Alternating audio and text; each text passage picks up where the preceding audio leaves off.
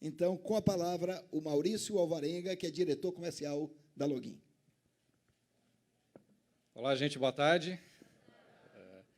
É um prazer estar aqui falando sobre logística. Eu estou na logística desde que me conheço por gente, então, há 23 anos, aí, não precisem fazer conta, na logística, com logística rodoviária. Comecei nesse modal por 5 anos, depois 8 anos na logística ferroviária e agora há 12 anos, mais ou menos, na logística de navegação e terminais. Agradeço bastante aí ao TECOM pelo convite. É um evento importante, já consolidado aqui na região, e é um prazer estar aqui falando um pouquinho para vocês. Eu não trouxe aqui uma apresentação para falar da Login em especial. O que eu trouxe aqui foram alguns temas que a gente tem provocado e discutido, implementado dentro da Login, voltado ao tema do encontro que a gente está falando de sustentabilidade. Muito mais para provocar alguma discussão. E depois a gente fala ali na frente. Eu vou pedir, então, para, se puder, baixar a luz aqui um pouquinho.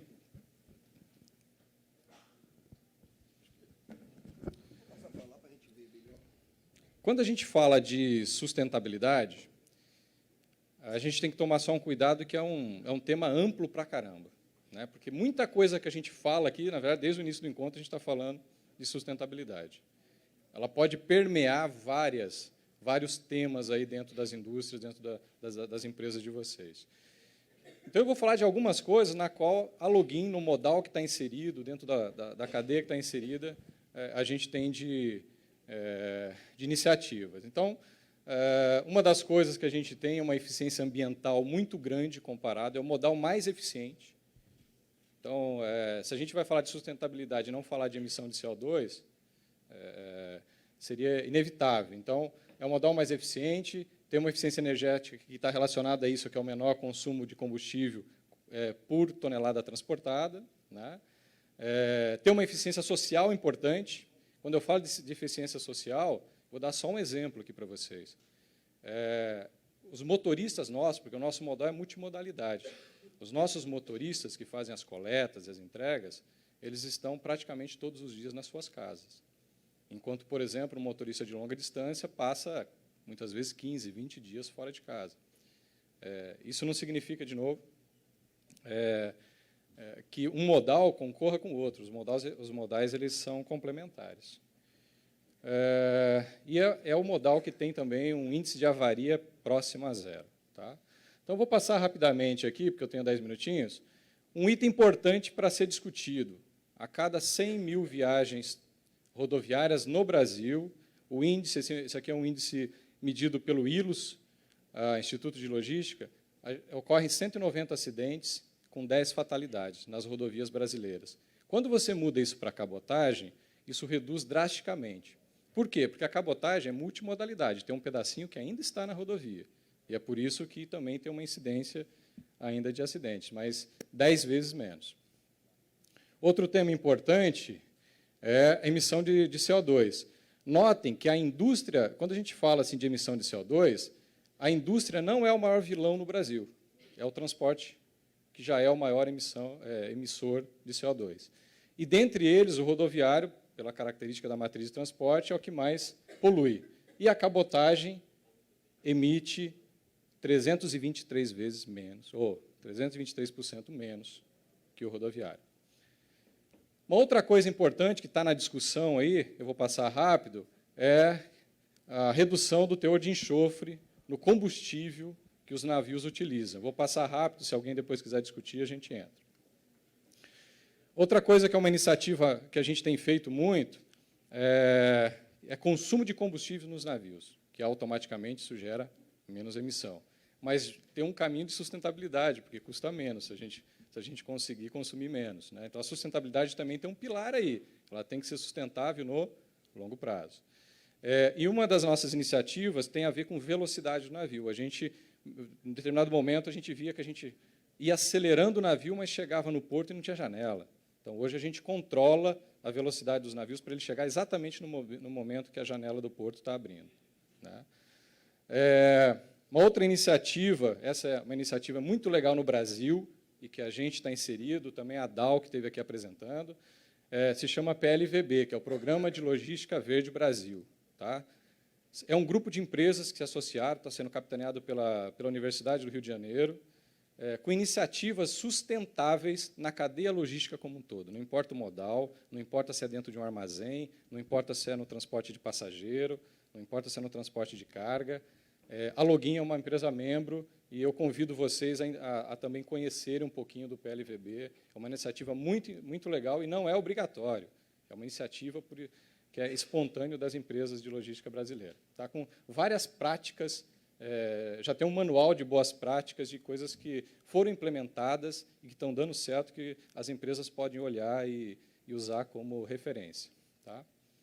Outra coisa que a gente está fazendo interessante, que tem a ver com sustentabilidade, que é o seguinte: o modal marítimo, para ele ser sustentável, ele tem que conseguir captar o cliente que está no rodoviário.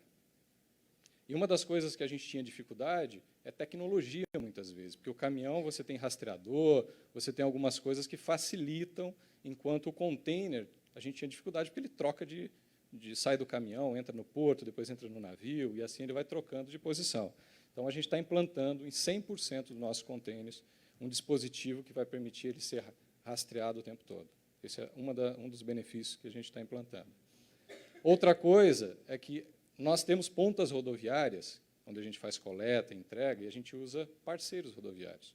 Então, nós temos um programa com esses parceiros rodoviários voltados à melhoria contínua. E esse programa com esses parceiros tem a finalidade de a gente estender nossa busca pela sustentabilidade não só dentro do nosso espaço, acho que alguém comentou aqui, mas para fora um pouco, que é na cadeia na qual a gente entrega para o cliente, também através do nosso parceiro. Tá? Outra coisa que vocês discutiram aqui foi uma questão relacionada à diversidade, né? E aqui tem uma questão interessante. O nosso modal é um modal que, caracteristicamente, é um modal bruto, vamos chamar assim. Né? Quando você olha, a Login ela tem operação portuária, né, em Vitória, no Espírito Santo, a gente tem terminais, e a gente tem operação de navio. Então, são operações que, pela característica, se você olha, muitos homens trabalhando, e poucas mulheres, pela característica do negócio. Mas nós temos 184 funcionárias mulheres dentro da Login. Pela característica da operação, isso é um índice bastante elevado, sendo que nós temos 15 marítimas, ou seja, mulheres embarcadas, que também é uma dificuldade, porque como que funciona o marítimo? Ele passa 2 meses no mar, depois ele passa 1 mês em casa. 2 meses no mar, 1 mês em casa. Então, as mulheres têm uma dificuldade, muitas vezes, até para quem tem filhos, principalmente, largar filho, criança durante 2 meses. Né? Então, mas nós temos 15 marítimas embarcadas dentro dos nossos navios.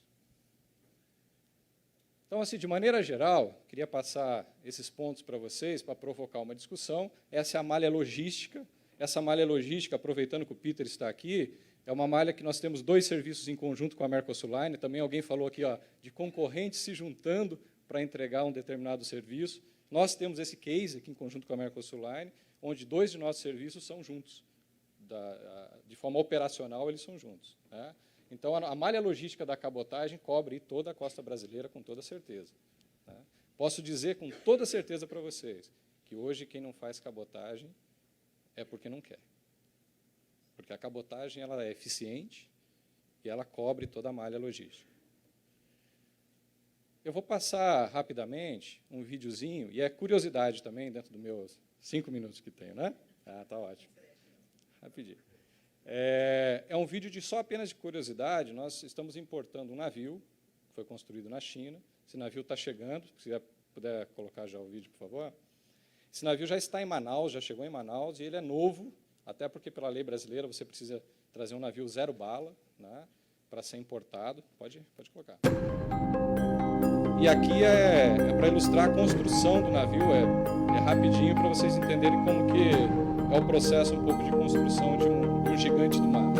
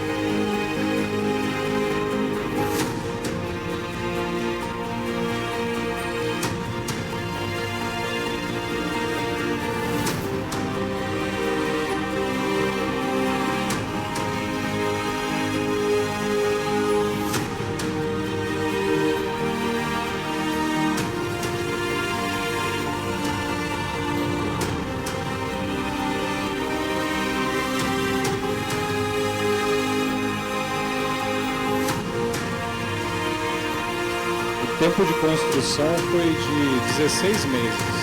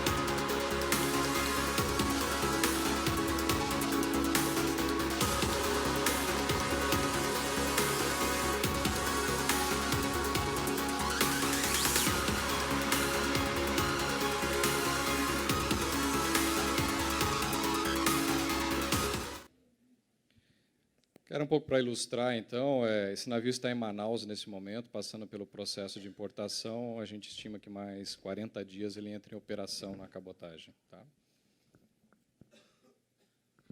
Obrigado. Bom, eu queria agradecer ao Maurício Alvarenga.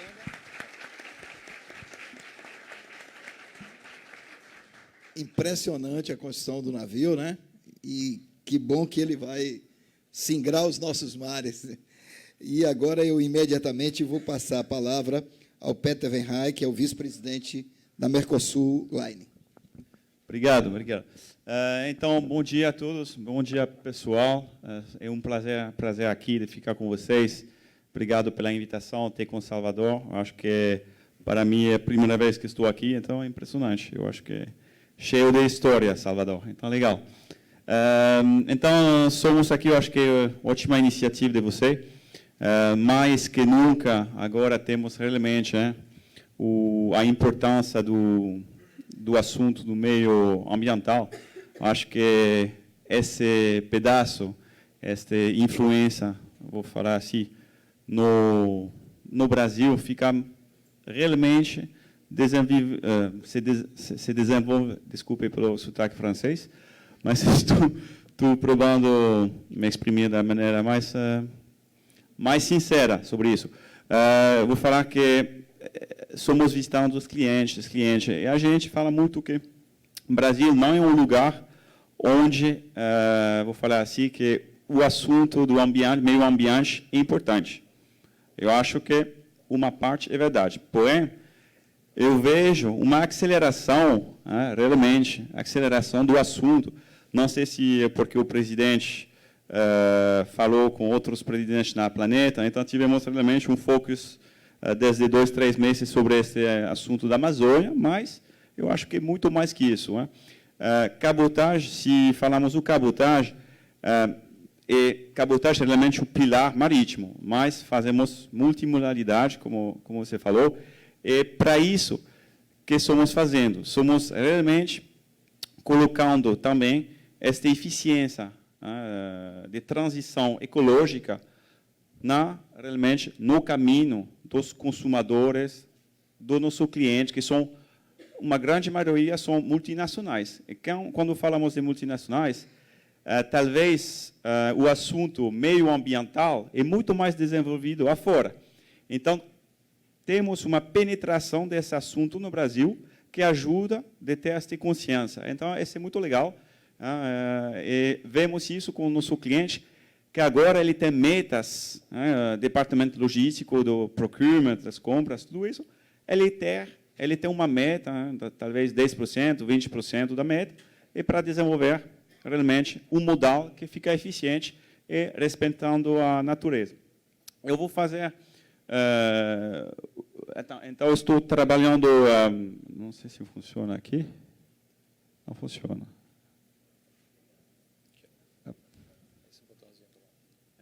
Não funciona. Não funciona. Pode passar? Tá. Agora funciona? Tá bom.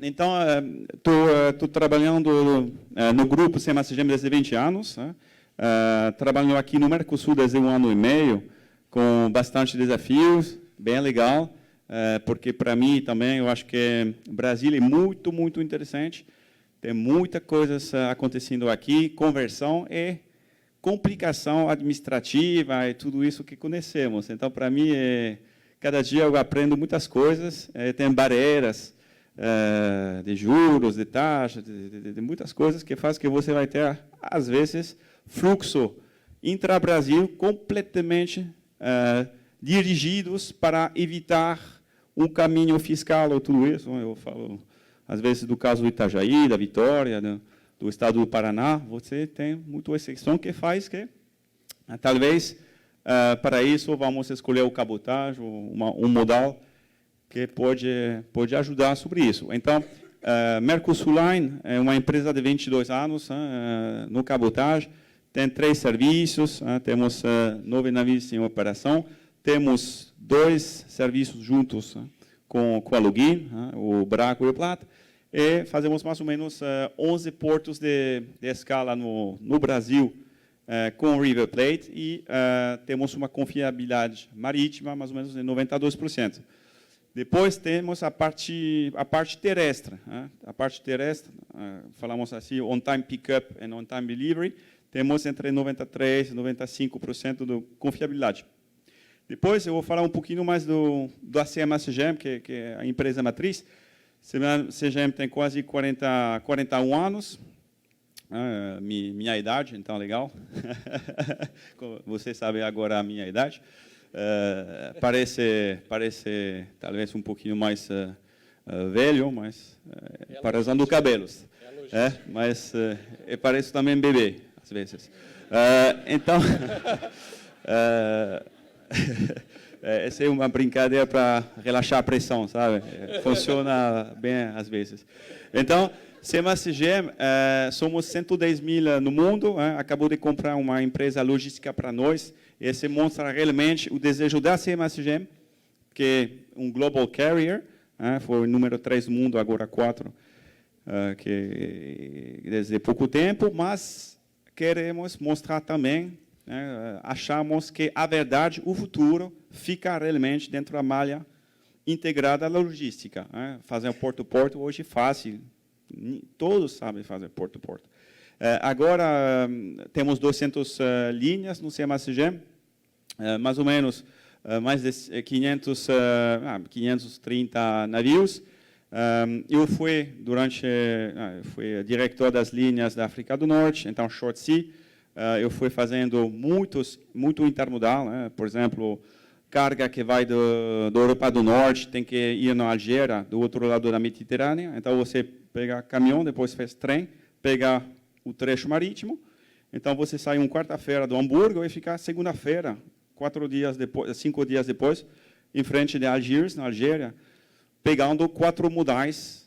Esse é realmente um exercício muito legal, porque tem a complexidade geográfica, talvez, do continente, que faz que você tenha esta mistura de transição de modais. Aqui no Brasil, você tem uma costa bem vertical. Então, normalmente, com 80% da população que, vou falar assim, que vive dentro de um raio de 200 quilômetros da costa brasileira, e a indústria é a mesma coisa, não dá para fugir do cabotagem. Esse é bem comercial, mas normalmente não faz sentido de ter coisas, porque vai ter sentidos fortes e sentidos fracos. Então, somos aqui para dizer que talvez falamos cabotagem é competidor com o caminhão. Tá, mas não tá. Porque se não tiver o caminhão, não conseguimos fechar as pontas. Porque 96% das nossas pontas são com o caminhão hoje. Então, nossa ideia no cabotagem é de usar o pilar marítimo muito mais, vou falar assim, pelas distâncias intermediárias, entre 2.000 e 2.500 quilômetros até 4.000, 4.500, que é o caso de um Santos Manaus, por exemplo, tudo isso, e deixar realmente as distâncias pequenininhas pelo rodoviário. Então, normalmente, se você, um exemplo eu acho legal, você tem Santos Salvador ou Santos Suape, normalmente você não precisa tanto de navio para conseguir fechar um serviço semanal.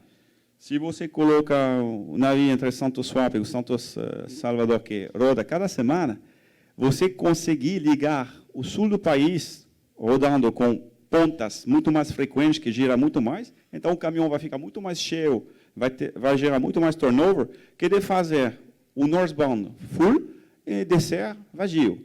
Então, ele tem que amortizar um custo de capital que é muito alto.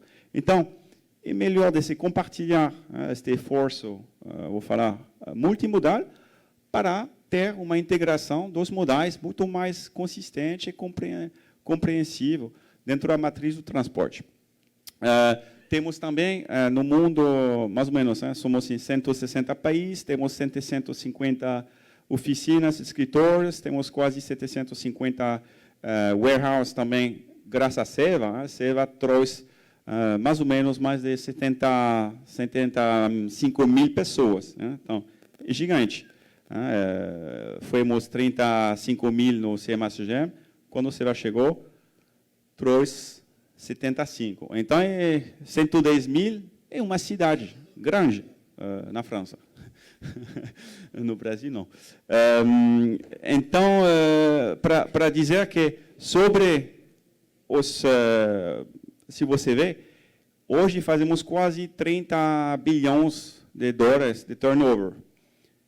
A rentabilidade no marítimo, no mundo, porque fazemos todos as mesmas coisas. Temos o mesmo navio, temos os mesmos trechos, temos quase as mesmas competências de de formação e tudo isso, temos quase os mesmos gente que naviga, os tripulantes, e, afinal, o que faz a diferença? Realmente, conseguir chegar no cliente, no tempo, com uma inovação. Eu acho que você falou justamente isso, que hoje, no seu trabalho, é inovar somente, porque o resto já foi feito. Então, agora, somente inovação, 100% puro.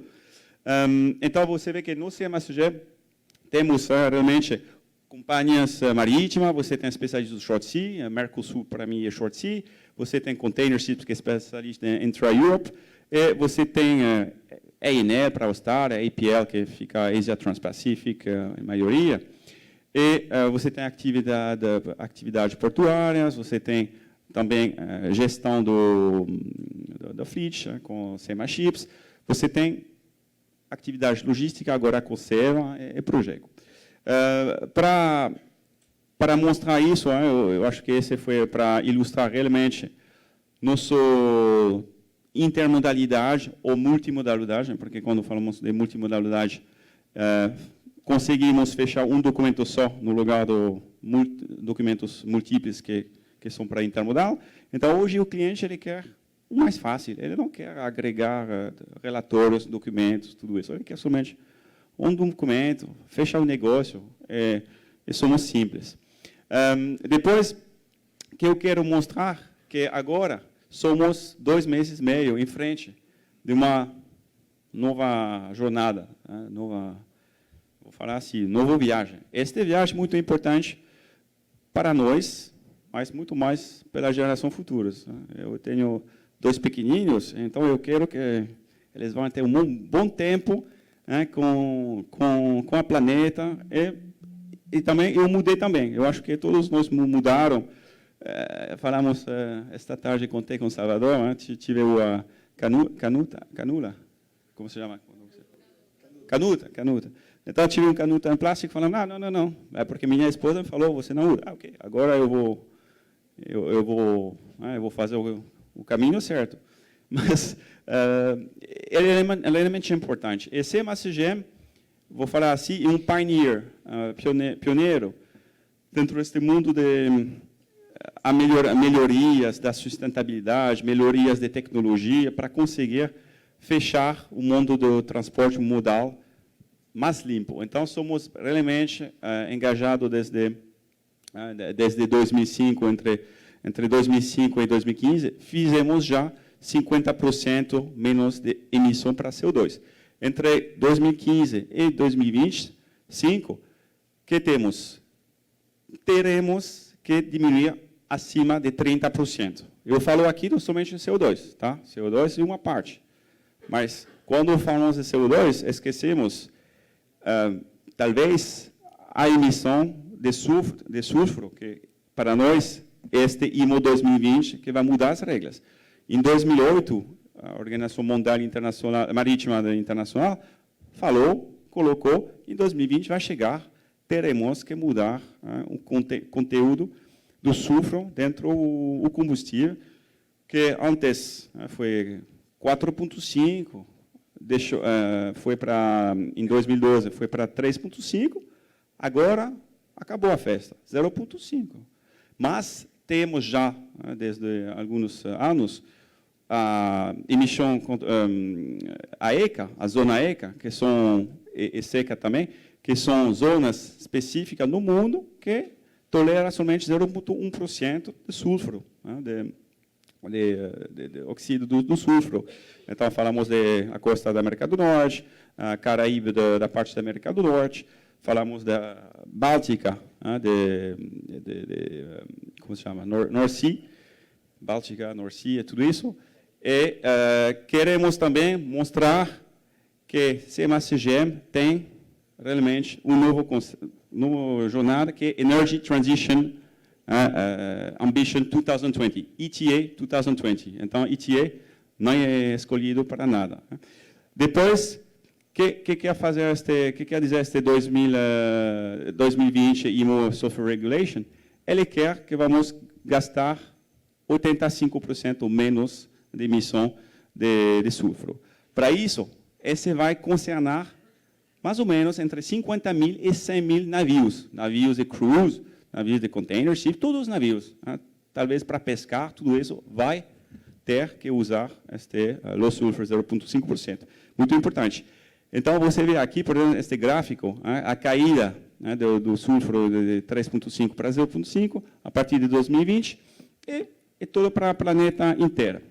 Então, para nós,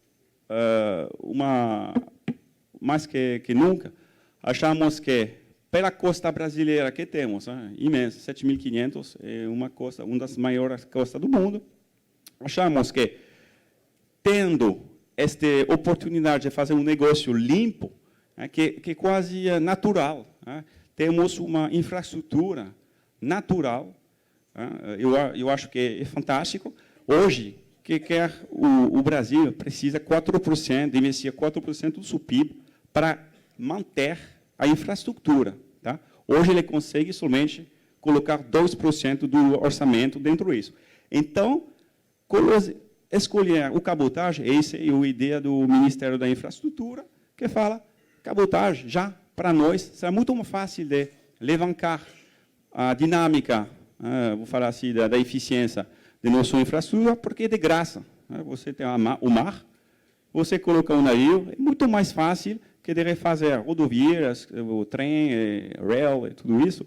Então, achamos que o futuro pelo Brasil vai pelo cabotagem. Tá? Então, para acabar, hoje dentro da matriz do transporte brasileiro, cabotagem representa somente 11% com o líquido, mas dentro desses 11%, tem somente 9% do cabotagem do container, sem nada. É 1% da matriz total. Então, se compararmos a parte do cabotagem contra outros países continentes, você vê que outros países continentes têm uma média, vou falar, de 30% dos elementos, mas temos no Brasil somente 11% com líquido. Então, somos muito atrasados, teríamos que triplicar dentro da matriz na sua exposição. E você vê que o rodoviário, no lugar de fazer 40% dentro da representação, ele faz mais ou menos 60% no Brasil. Então, por que usamos o cabotagem? Eu acho que meu parceiro do Login falou bem. Sustentabilidade é um pilar para nós, o valor do frete, que é interessante, muito interessante. E isso, economia da escala é outro elemento, frequência, lead time, tudo isso faz roubo, menos roubo. Temos também esse assunto. E novo conceito logísticos, isso realmente é um pilar interessante. Quando falamos de cabotagem cresce mais ou menos entre 15% e 17% desde muito tempo, e sobre 10 anos, quase crescemos mais que este 10%. Que quer dizer que tem um ritmo consistente. O mercado no mundo que cresce de mais de 10% por ano não existe muito. Então, é imensa. O potencial do cabotagem, eu não vou falar que é infinito, mas porque depois vai ter a menos conversão, mas somos aqui no início de uma jornada, entendeu? Então, essa é a mensagem que eu queria falar para você. E quando falamos com o cliente, muitos clientes falam, daqui a 3 anos eu quero fazer 50%, 70% menos. Então, fizemos essa pesquisa com o Instituto Logístico e para mostrar nosso serviço, temos 3 serviços, e aqui foi realmente a última Supex, que colocando um Santos Swap, por exemplo, é Swap, mas pode ser Salvador, Santos Swap é, por exemplo, 2.700 quilômetros, a costa brasileira faz 7.500. Então, se você coloca um asset que gira uma semana aqui, no lugar de colocar 4 navios que rodam em 28 dias, você já cobre a metade da costa brasileira. E depois, se você fecha com as pontas rodoviárias, você não precisa de navios. Então, você tem realmente uma adequação, uma integração entre o pilar marítimo com o pilar rodoviário, o trem, porque aqui eu acho que podemos muito mais desenvolver o trem também. Eu acho que tem gente na sala que faz parte deste mundo, é muito importante. Quando falamos da poluição, da emissão do CO2, o caminhão é entre 4 e 6 vezes mais que o trem, que o marítimo, e pelo trem é 3 vezes mais que o marítimo. Então, o trem, vou falar assim, é 2 vezes menos poluante no CO2. Então, eu vou falar que o carbon footprint que vamos deixar para nossas crianças vai ser decisivo agora, né? Não somente o carbono. Agora, temos, em 2020, estimo que vai chegar em um impacto imenso, né? Temos 60 bilhões de dólares de impacto pelo mundo inteiro que os armadores que usam. Então, claro que vai impactar o preço afinal, mas eu acho que vale a pena realmente de fazer esse esforço todos juntos para conseguir deixar uma planeta que hoje ele sobrevive, mas queremos viver só, né? Então, para falar, obrigado. Eu acho que o tempo já ficou morto, então eu vou deixar. Obrigado. Bom, eu queria agradecer ao Peter Van Rijn, foi excelente a apresentação dele, e colocar agora em discussão esse tema, que é um tema que eu considero fundamental para o futuro da Bahia. Eu, como economista, que só vejo a árvore, que só vejo a floresta, não vejo a árvore, eu penso muito macro, mas pensando macro, cabotagem é bom sob o ponto de vista da rentabilidade econômica, porque ele é muito mais barato do que o transporte rodoviário. Ele é bom do ponto de vista ambiental, porque, como estamos vendo, há toda uma política de substituição e de eliminação de carbono no ar. E, além disso, ele tem a possibilidade de se integrar com as demais malhas, inclusive com a malha ferroviária, que começa a crescer na Bahia. Temos aí a possibilidade de ter a ferrovia oeste-leste, que sendo finalizada, eu acredito que até 2020. Então, é um tema muito importante. Além disso, eu queria frisar uma coisa aqui, me permitam. Dessas apresentações que nós vimos aqui, ficou um pouquinho claro a complexidade da economia baiana. A Bahia não é só petroquímica, como muita gente pensa. A Bahia é produção de automóveis, a Bahia é produção de pneus, a Bahia é produção de químicos, como os da Dow, mas é também produção de celulose, produção de bens finais, produção da BASF, enfim, são dezenas de produtos que formam uma cadeia do agronegócio que é muito grande e que tem um potencial de crescimento enorme. Não vamos esquecer que o ano passado batemos o recorde da safra de grãos, batemos o recorde da produção de grãos na Bahia. E o principal produto de exportação o ano passado foi a soja, não foram os produtos petroquímicos. A soja superou, se tornando o primeiro produto de exportação.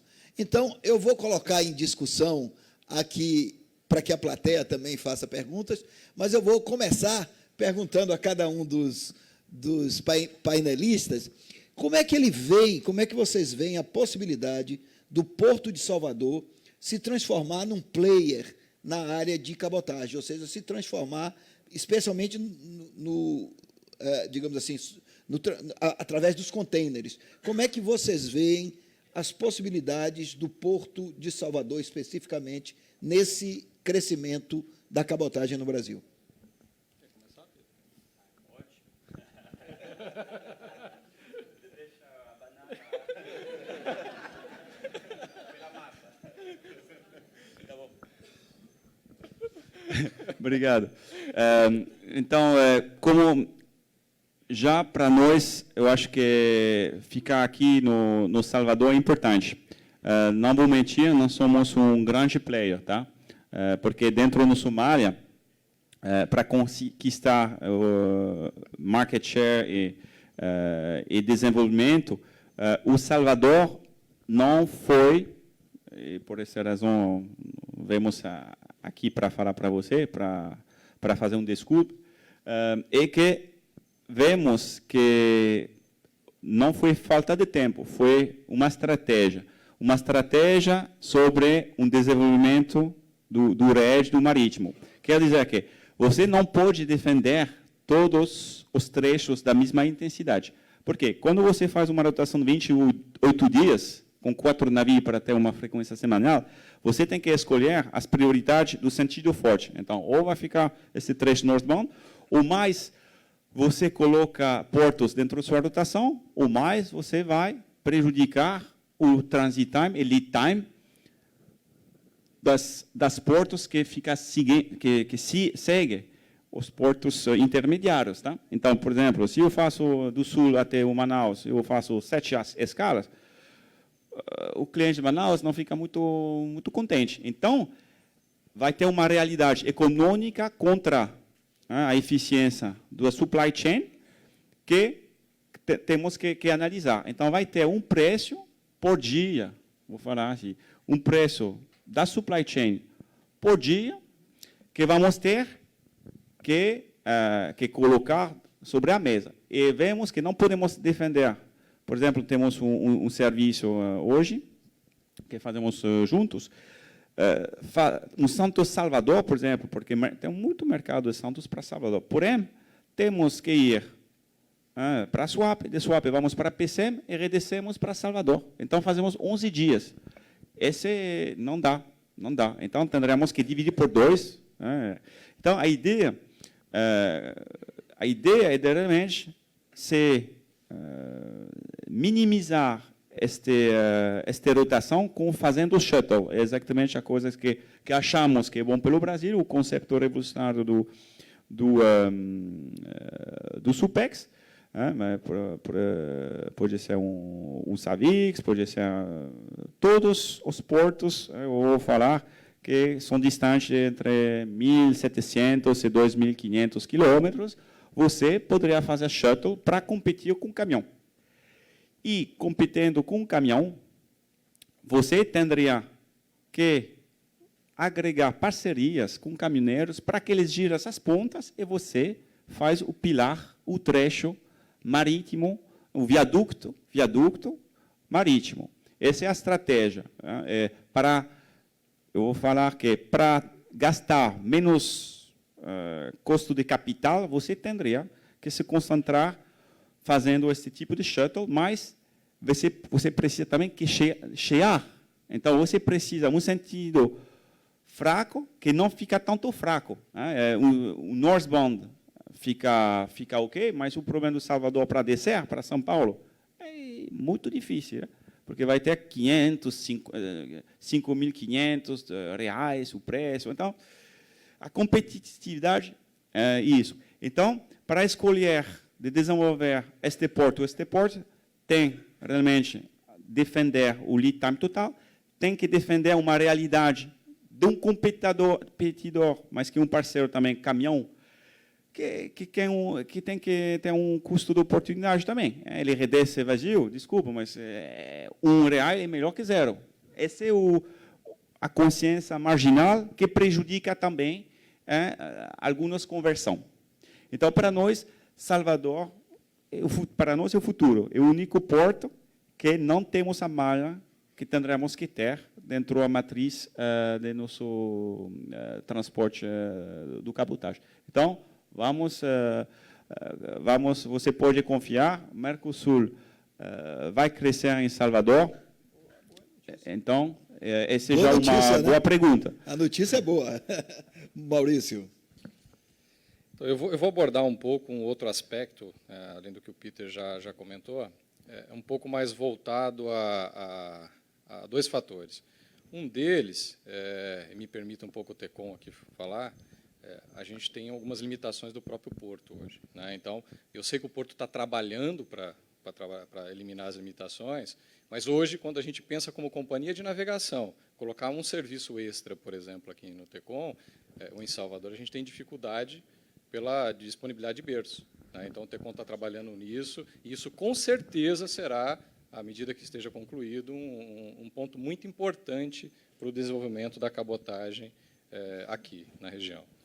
Uma outra coisa que eu acho importante para caramba, e eu falei, a gente falou muito de sustentabilidade aqui, aí eu vou voltar um pouco no aspecto anterior. É muito bonito, às vezes, falar de sustentabilidade, como o Peter falou, fora do Brasil esse assunto talvez esteja mais maduro, mas no Brasil ainda não. Hoje, se a gente coloca, muitas vezes, E aí, vamos assim, não falar de custo num primeiro momento. Vamos olhar as vantagens de cada modal e olhar para o aspecto ambiental, sustentável e tudo mais. Eu tenho certeza que se a gente colocar quem hoje transporta no rodoviário, da Bahia ou para a Bahia, não importa, e colocar isso na balança, vai ficar muito mais tendencioso ao profissional que está do outro lado de logística, as indústrias, escolherem a cabotagem. O ponto é, de fato, tem o apelo, as pessoas estão pensando na sustentabilidade? Por que eu falo isso? Porque lá na ponta, nessa vida tudo é uma decisão, e às vezes a gente tem que tomar decisões um pouco duras, né? E dentro desse aspecto, a gente tem um aspecto aqui regional, vamos chamar, mas no Nordeste em especial, que é reflexo da indústria brasileira, que é muito mais forte no Sul e Sudeste, e menos forte, né, no Norte e Nordeste, onde veículos sobem, né, o Peter comentou um pouco, eles sobem cheios do Sul e Sudeste para cá, e aqui tem que voltar batendo lata. O que acontece com esses veículos, com esses caminhões? Eles voltam por qualquer preço. E aí, se você coloca isso na conta de fazer um comparativo com a cabotagem, fica alguma coisa que não se compara. Você não compara muito banana com banana, mas, de fato... de fato, eu sei que o profissional de logística que está do outro lado, está contratando, ele está olhando isso, né? Então, tem dois aspectos para ser olhado, mas muitas vezes a gente tem que tomar uma decisão. A gente realmente está preocupado com a sustentabilidade? Eu acho que essa é uma pergunta que volta para a gente como profissional do outro lado. Ou a gente só é sustentável se tiver pelo menos X% mais barato. Se tiver o mesmo preço, acho que a pergunta é, se tivesse o mesmo preço, você toma a decisão de fazer? Pelo mais eficiente? Ou você continua em alguma coisa que é mais tranquilo, né? Por que eu quero dizer isso? Porque o caminhão está lá na porta hoje, está sobrando o caminhão, quando você olha principalmente no sentido sul, não no sentido norte.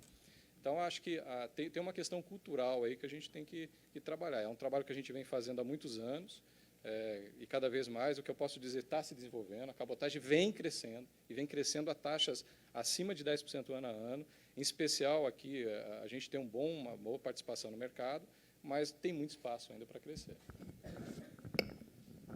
A palavra está franqueada, se alguém quiser fazer algum comentário. Demir quer fazer algum... Você tá com a expressão de que quer fazer uma pergunta ou uma colocação. Exatamente. A cabotagem, para nós aqui em Salvador, é muito importante, né? Cresce a índices chineses, e índices chineses de China mesmo, 8%, 9%, 10%, de uma forma consistente. Nós agradecemos aqui a Login, que é a nossa parceira de muito tempo. A Mercosul também está conosco desde o início, né? Uma das primeiras fotos tiradas do terminal, em 2001 ou 2002, mostra um navio da Mercosul atracado no cais de ligação operando. Eu tenho muito orgulho de ter aquela foto. Convidamos vocês a olharem para Salvador com mais carinho. Tenho certeza que isso vai acontecer, é uma questão, apenas de tempo, tão logo tenha essa maior capacidade. E nós temos alguns desafios à frente, né? Todos aqui sabem, eu sou dos entusiastas dessas nossas conversas anuais aqui. Infelizmente, hoje eu não pude participar, peço desculpa a todos por isso, como eu gostaria, mas nós estamos no meio de um imbróglio realmente, 60% das nossas obras em andamento, já concluídas, e fomos surpreendidos, mais uma vez, com uma suspensão de uma obra que é tão necessária para a Bahia, né, como o Maurício está mencionando aqui.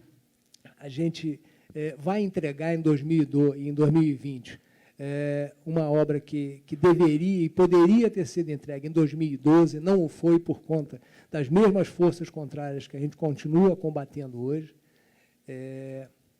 Mas, retomando essa questão, então, tenha certeza de que não é de nossa parte, nós estamos fazendo tudo o que é possível para ter esse berço pronto o mais rápido possível, exatamente porque a gente sabe que, se hoje nós vemos crescendo a 10% na cabotagem, a gente pode crescer 20%. Né? Nós precisamos disponibilizar berço, e tenho certeza que vocês vão fazer os investimentos e disponibilizar capacidade aqui para isso. Temos a partir do ano que vem, outros desafios, a questão da regulamentação do enxofre, como colocada pelo Peter, nos preocupa, né, porque essa diferença, principalmente na comparação com rodoviária, eu concordo com o Maurício quando ele fala que nós somos sustentáveis, então, mas será que somos mesmo? Para o mesmo preço a gente decide pelo mais sustentável? É uma reflexão que nós todos devemos fazer, e eu tenho que reconhecer, eu também tenho que fazer no meu dia a dia.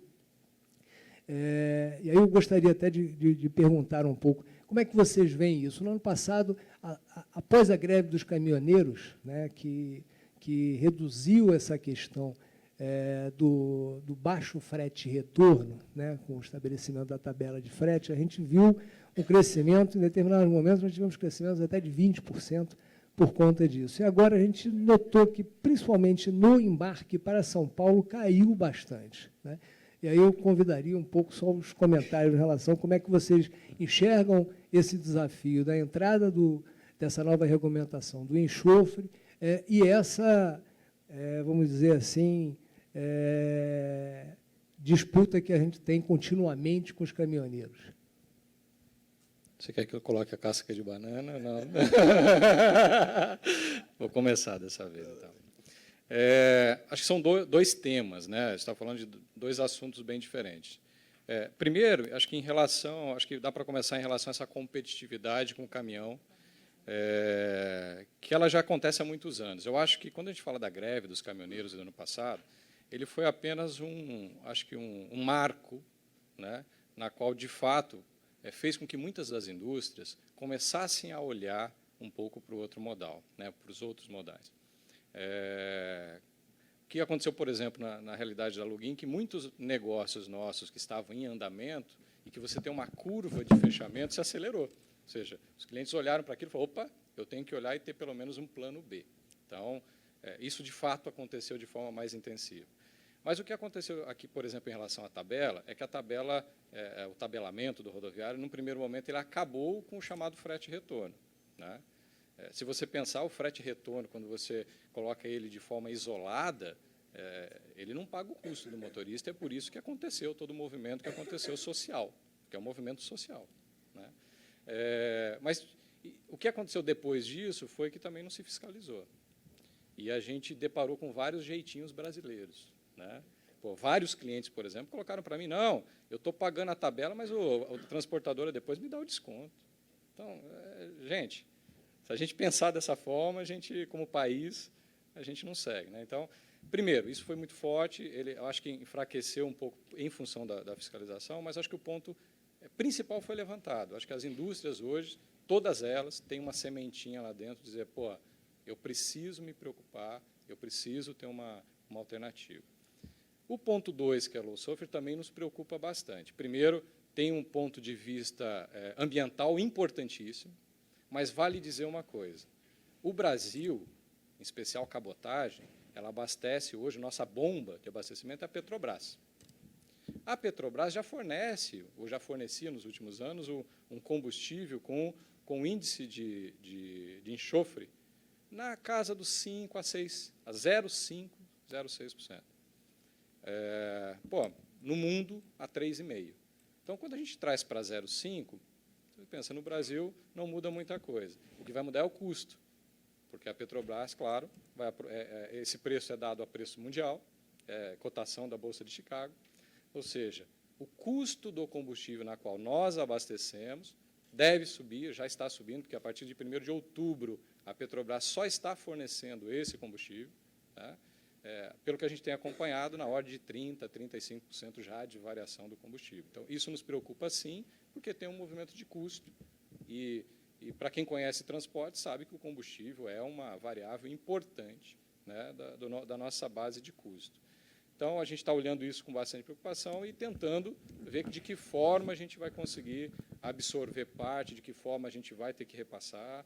Então, a gente está olhando isso com bastante cuidado e também olhando com preocupação, porque tem outro detalhe por trás disso, né?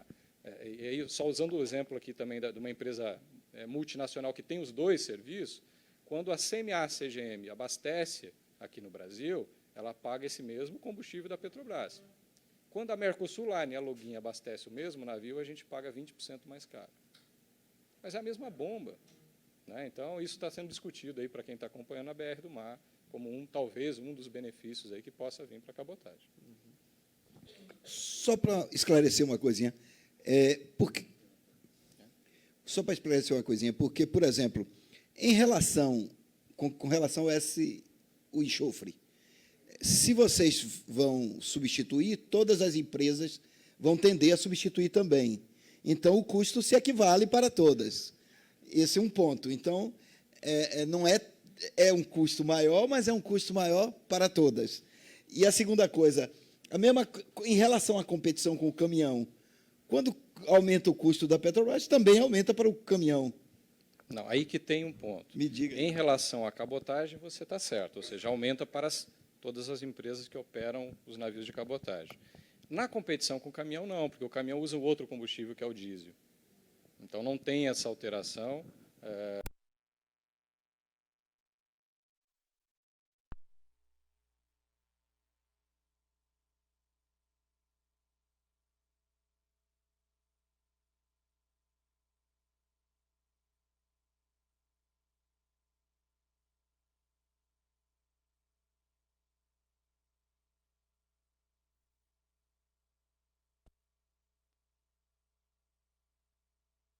E 65% da matriz de transporte brasileira para a cabotagem.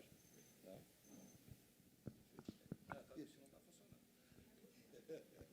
Alô? Sim. Obrigado. Então, eu acho que sobre a tabela mínima da NTT, foi um desejo para realmente pacificar um pouquinho a turbulência. Tá? Então, eu vou falar que cabotagem aproveitou, verdade, mas ele aproveitou muito mais pela questão de ter um hedging, que o cliente, né, o carregador, tem uma cobertura, como se chama? Hedging, se cobre contra o risco logístico. Foi muito mais isso, porque, imagina, tem um cliente que faz automotivo. Parar um dia da planta para automotivo, porque ele não conseguir fechar seu abastecimento da supply chain, falamos entre 1 e 5 milhões de dólares por dia, depende da planta.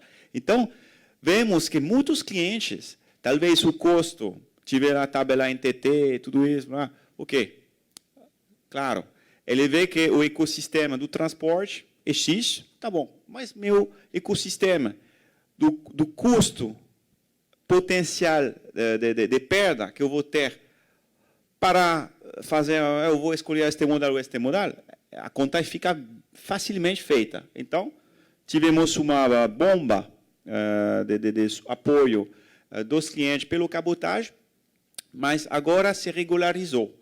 Se regularizou, mas eu vou falar que hoje, depende da cidade e da distância, mas o custo do rodoviário, no sentido forte, vai ficar entre R$ 4,2 por quilômetro, até 5, quando você vai até Manaus, vai até R$ 7 por quilômetro. Então, esse é científico. Temos um custo da amortização e assim. Depois, tem o frete retorno, que normalmente integra já, o frete northbound integra já a volta que 30% share, ou 20%, ou 10%, ou 0%, ou depende. Então, eu acho que primeiro foi o hedging do custo do risco logístico que legitimizou a preferência do cliente para escolher este modal no lugar do outro. Segundo, pelo cabotagem, como nosso competidor principal eu vou falar que competidor de flexibilidade. Então, lead time muito rápido, flexibilidade última de documentação, de agilização. Esse, realmente, o NEC Plus Ultra do lead time. Mas os custos que temos, a deperdição que temos de lead time é imensa.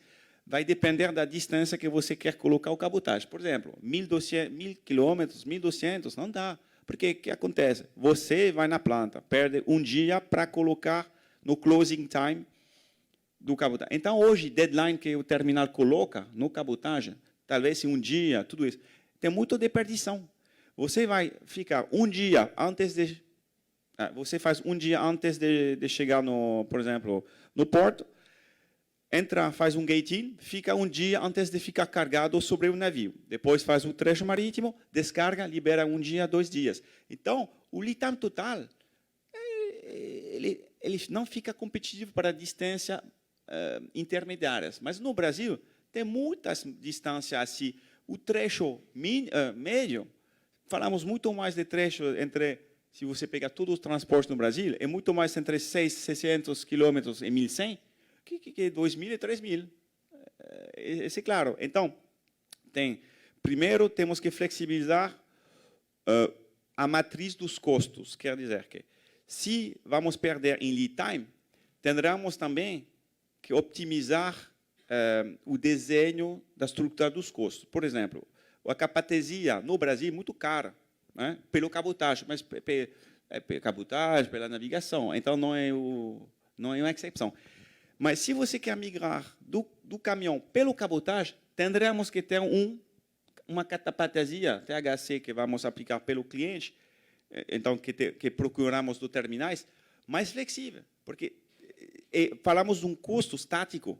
Você carga e você não tem uma geração, no lead time, você vai ter um custo que é para colocar a mercadoria do chão dentro do navio, mas ali você não tem um lead time ativo, você tem um de perdição de lead time. Então, se você calcula o custo, comparação com a agilização de uma velocidade para chegar a uma supply chain, para ativar uma supply chain, temos aqui um custo que fica figido, não sei no português, legal, idle. Então, eu vou inventar, talvez, palavras, mas eu acho que você entende. Então, eu vejo assim, para crescer o cabotagem, precisamos de flexibilização. O BR do Mar vai colocar algumas flexibilização, mas não por enquanto, não achamos e não vemos que vai ter uma flexibilização sobre o preço do bunker, que Petrobras poderia dar uma redução. Parece que, por exemplo, que não tem previsto no MP esta questão de isenção de ICMS, PIS, COFINS e tudo isso. Então, quer dizer que aqui queremos flexibilizar, mas não tanto. Então, precisamos uma flexibilização, uma mesa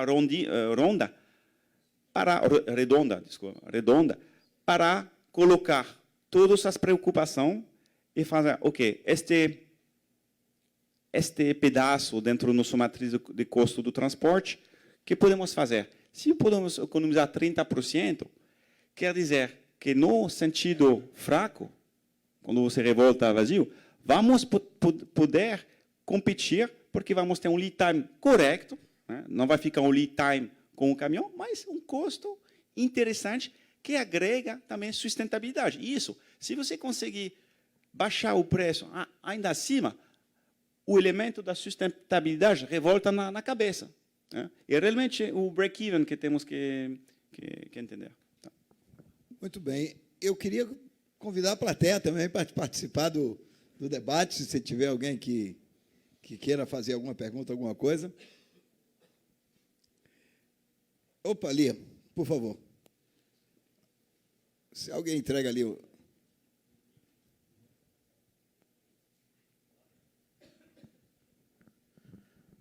Primeiramente, boa noite, né? Já passou das 18 horas. Com relação a... Você sabe que no Brasil, né, existem alguns portos a demora para a atracação, né, do navio.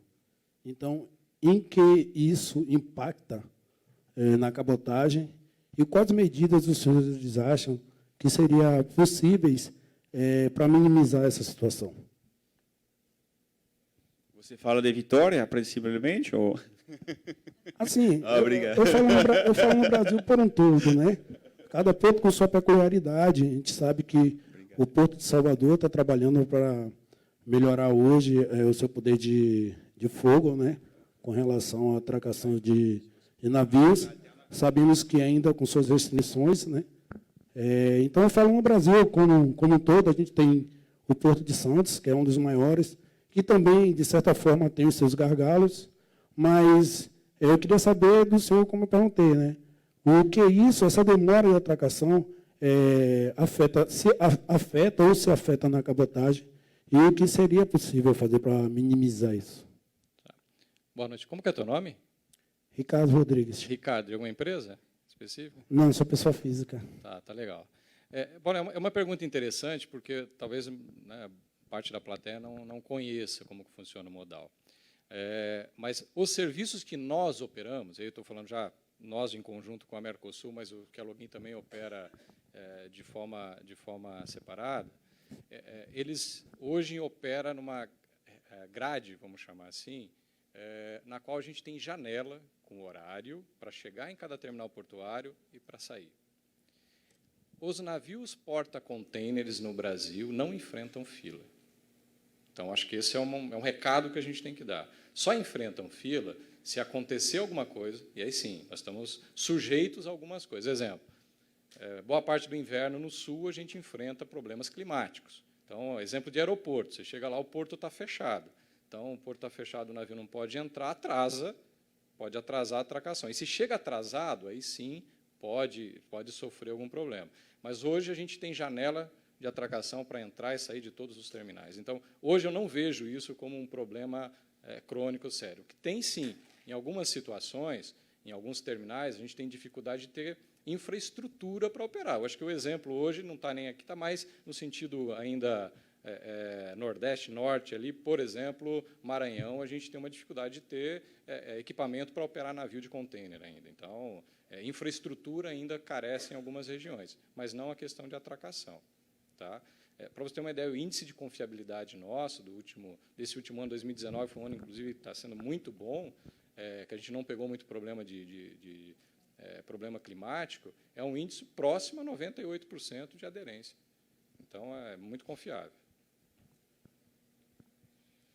Sim, para juntar o que você fala, no Brasil temos a sorte, realmente, de ter não temos muitas opções de terminais. Esse é um fato. Para um país que tem esta costa imensa, não temos realmente a oferta que teremos que ter para agilizar ainda mais a demultiplicação dos trechos. Porém, a condição de operação e as congestão não são muito visíveis. Tem alguns portos que no norte, algo assim, mas normalmente tudo fica ok. Eu trabalhei para outros, não se compara porque é outro nível das condições operacionais, mas, por exemplo, Algéria, eu tive um recorde de 47 dias de esperança, então, Iêmen, 25, Trípoli, no Líbia, 30, mas... Então, acho que podemos ficar contentes, somos bem desenvolvidos nessa questão e não é a condição de operação, porque temos janela, não é uma barreira para conseguir fechar o cabotagem. Teremos que ter um pouquinho mais de oportunidade para abrir novas rotas e desenvolvimento para competir com outros modais, mas o resto está ok. Tá? Deixa eu complementar aqui. Com a ampliação do Porto de Salvador, ou seja, com um berço maior, e levando em conta que Salvador está no meio do litoral brasileiro, Salvador tem uma posição estratégica. Isso não tenderia a aumentar a malha fluvial de operadores como vocês, por exemplo? Seria uma vantagem competitiva ou o mercado é que define mais? Fluvial? Não, fluvial não, perdão. Cabotagem, perdão. Porque aqui tem o rio que apareceu, não conhecia. Não. Nada de fluvial. Talvez você consiga... Foi um acidente de navegação. Não, é claro, o Santos, que fica o maior porto da América Latina, já vai ficar mas que é justo, porque é uma pena também que a Libra caiu, porque acho que, primeiro, foi ótimo profissionais e tive uma possibilidade de conseguir agilizar operações portuárias em paralelo do outro operador, que pela concorrência e pela profissionalização do sector foi legal.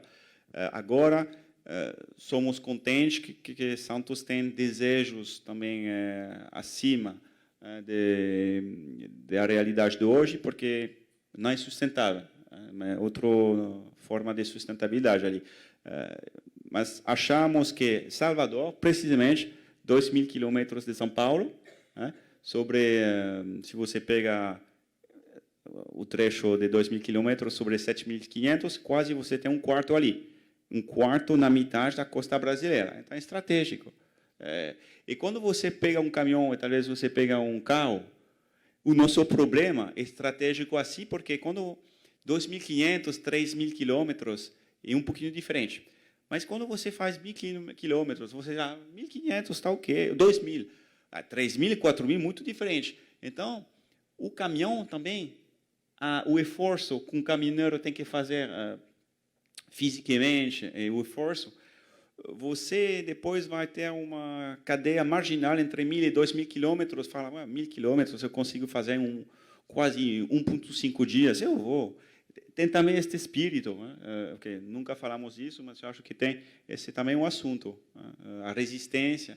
Se você pegar somente um condutor, 2.000 quilômetros está, 3.000, 4.000 não dá. Então, fecha a oportunidade. Diga, David. Oi, Avena.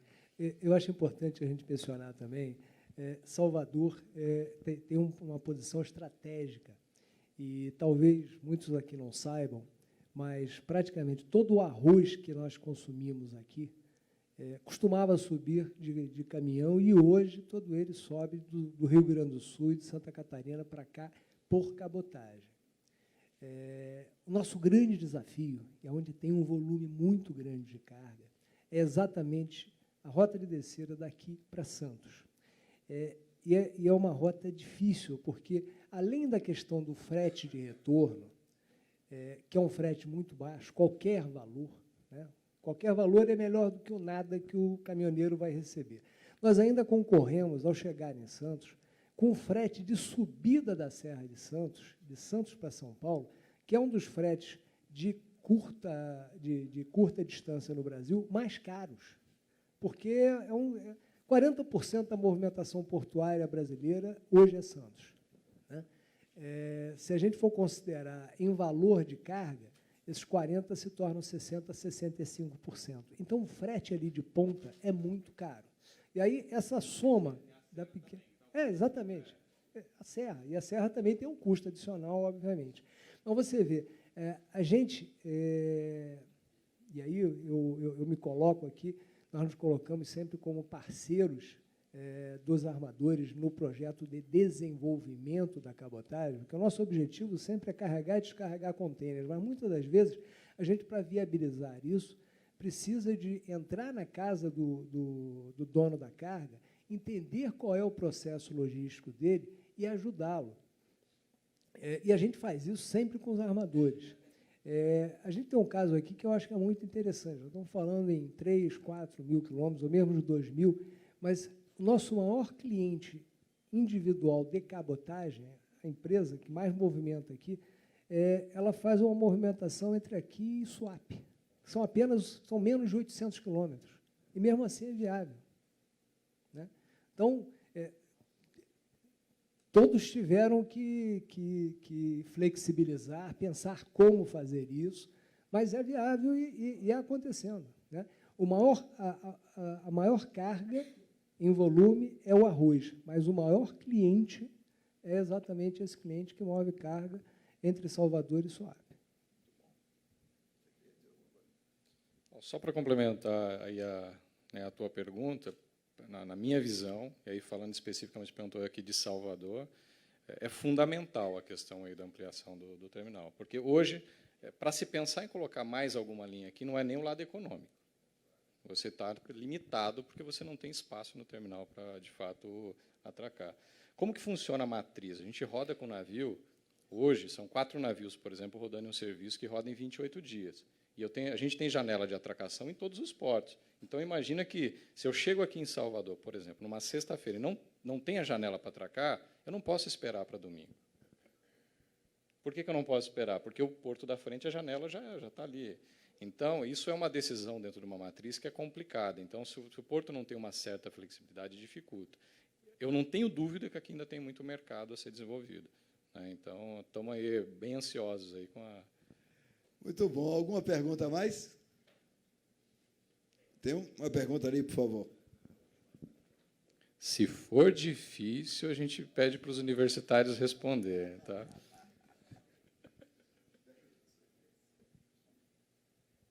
Bom, primeiramente, muito obrigado pela colocação de vocês. Eu sou o Marcelo Ramos, da Bayer Monsanto.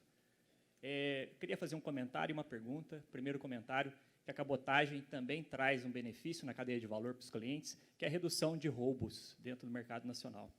E a pergunta para vocês, dentro do avanço tecnológico, o que a cabotagem tem buscado de desenvolvimento junto com seus clientes, parceiros, para trazer um mindset mais preditivo para esse setor? Marcelo, em relação ao mindset, quer deixar um pouquinho mais claro um pouco essa tua pergunta? Não? Sim, a tomada de decisão baseada em dados e a busca hoje incessante da gente evitar um lead time maior dentro da cadeia. Tá. Bom, eu vou começar, não vou deixar a banana com o Peter. Acho que esse é um ponto importante, Marcelo, que a gente tem buscado cada vez mais, e sabendo que transporte em si ele acaba sendo uma commodity, né? O que a gente tem buscado é feito muitos projetos, e a Login tem buscado muito um projeto que a gente chama de 3PL, ou seja, buscado avançar na cadeia do cliente para fazer a 4 mãos ou a 6 mãos alguma solução que seja mais inteligente, porque muitas vezes se a gente fica só no compra frete e vende frete, você não acha ou não consegue descobrir os benefícios que possam ter, porque o que acontece muitas vezes? O comprador de um lado da mesa e o vendedor do outro lado, cada um está defendendo, né? E você acaba não encontrando ali, muitas vezes, uma solução. Eu vou trazer só um case aqui que a gente tem, um exemplo que a gente está já há alguns anos, mas que a gente só se desenvolveu dessa forma. Tá? Nós tínhamos uma solução que até a Dow, que apresentou aqui, é um grande cliente nosso, e a gente desenvolveu uma solução para eles, onde eles tinham um terminal, onde eles traziam importação para Santa Catarina e, a partir dali, distribuíam para o Brasil. Né? E levava essa carga para o armazém, tirava do contêiner, levava para o armazém, colocava em porta-pallet, ou seja, fazia toda uma distribuição. E, juntos, a gente conseguiu achar uma solução na qual ele não tira mais a carga do contêiner. Vem importada, fica dentro do contêiner, o próprio contêiner é o armazém. Então, isso trouxe um ganho logístico significativo. Na época, foi case apresentado em eventos, e eles colocando que trouxe uma redução significativa. Então, nós estamos indo muito mais para esse modelo. Do ponto de vista tecnológico, uma das coisas que a gente tem feito e avançado bastante é tentado trazer tecnologia para rastreamento do contêiner, que até eu comentei aqui. É algo que, para a cabotagem, era um paradigma, porque o contêiner não era rastreado, ou seja, você rastreia o caminhão, você sabe que o contêiner está no terminal portuário, você sabe que ele está no navio, que o navio é rastreado, mas, querendo ou não, para juntar toda essa informação e o cliente ter isso meio que online, tinha-se uma dificuldade. Então, a gente está trazendo essa solução para ver se de fato traz E o outro ponto, em alguns clientes que a gente tem trabalhado de forma meio tailor-made e desenvolvido solução, como eu falei, deixado, muitas vezes, algum profissional dedicado nesse cliente, aí, claro, tem que ser cliente que tenha um volume que faça sentido, e aí sim trabalhado com base de dados para trabalhar na cadeia do cliente como um todo. Tem cliente que a gente, por exemplo, opera o próprio terminal do cliente, ou seja, não opera só o transporte. Isso facilita um pouco essa visão, essa gestão da cadeia. Não sei se eu te respondi aí, mas... Sim, obrigado. Eu quero, talvez, fazer um foco sobre realmente o valor do produto que fazemos no cabotagem. A diversificação do transporte no cabotagem muito maior que o tráfego de exportação do Brasil, que a exportação do Brasil é commodity, tudo isso. Dentro do nosso cargo mix, temos quase todos o sector desenvolvido, né? Até o automotivo. Né? O automotivo sabemos que é muito, muito, muito exigente. Então, temos eletrônicos, temos realmente foodstuff, temos textil, temos realmente reefer. Então, fazemos quase tudo. E com o valor do produto muito, pode ser até 2 milhões, 3, 4, 5 milhões de reais por container. Então, isso é muito diferente aqui. Então, você pode entender, como você falou, a questão do roubo é ultra importante. E sabendo isso, nosso desejo é agora, somos importando este caixa, que fica desenvolvido com a CMSGM, são do TrackSense, que são sensor colocado no container, que não muda do container, ele fica colocado no container, ele vai com o container. Então, tem 3 opções. A primeira opção é a geolocalização, a segunda opção, por exemplo, vai ficar door opening, você abre a porta, ou você tem um choque, ou você tem uma deslocação de uma caixa, ela vai conseguir ver com a luminosidade se ele vai ter uma alarma, por exemplo, abrir, tem mais luz, ali, abrir, ele vai ter uma alarma. Então, é muito bom, porque esse pode já ficar sinalizado pelo cliente. E terceira opção, vai ficar esse nivelador também, é de ter um consultant, uma consultoria, que vai analisar com o trecho desse container, vai já antecipar os cálculos de eficiência da supply chain. Então, ele vai entrar dentro da sua supply chain e fazer a proposta para você. Talvez você tenha que fazer um estoque flotante no lugar de... talvez você tenha que atrasar de 3 dias, usar o free time no porto para não chegar e você não pode descargar a carga no cliente. Então, toda essa inovação são inovação que pede muito atenção, porque são inovação, vou falar, não de ciência-ficção, porque hoje a ciência-ficção é possível. Então, vemos que a aceleração de toda essa inovação desde 3 anos é exponencial. Então, o cabotagem da manhã, ele vai ficar ligado, como você falou. O DNA de nossos próximos 2, 3 anos vai ficar inovação, inovação, inovação, para conseguir. Porque hoje, é verdade que o caminhão é muito flexível, muito ágil, tudo isso. Ele é muito bem informatizado também. Hoje, não podemos dizer que o caminhão não conseguia dar toda essa informação. Então, talvez, se você pega uma empresa imensa que é JSL, ele agrega tudo isso. Então, ele pode já, cada coisa que você quer, ele dá. Então, nós temos esse desafio de ficar ágil como este tipo de organização e trazendo inovação. Então, vai ter outra inovação que vai chegar no Brasil, mas esse é to be followed. Continue. Bom, eu queria agradecer a vocês que participaram, mas antes da gente fazer o encerramento, eu queria convidar a Patrícia Iglesias para vir aqui encerrar o nosso seminário, e eu vou encerrar essa mesa e deixar a palavra com Patrícia. Obrigado. Por favor. Obrigado a vocês. Viu?